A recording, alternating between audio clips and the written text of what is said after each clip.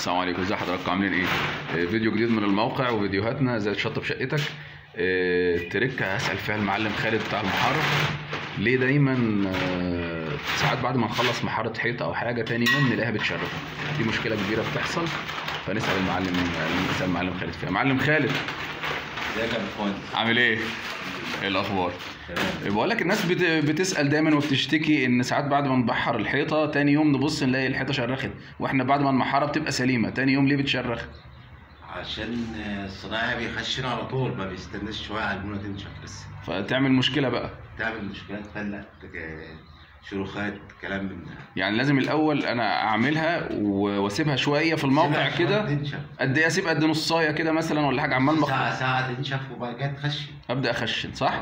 تدرع وتخشن. تمام. لان يا جماعه علميا ان تفاعل الاسمنت مع الميه، كلام فعلا المعلم خالد مظبوط، تفاعل الاسمنت مع الميه في حاجه اسمها درجه حراره الاماهه. عشان كده دايما حتى ما بنصب خرسانات في الاسقف لازم بنيجي بنرش ميه وكده علشان موضوع درجه الحراره دي. نفس الكلام بيحصل لو انا خشنت على طول، الحراره اللي هتنتج من التفاعل هتمتص الميه، هتحرق الميه اللي موجوده، فبالتالي المونه بتاعتي هتفلق.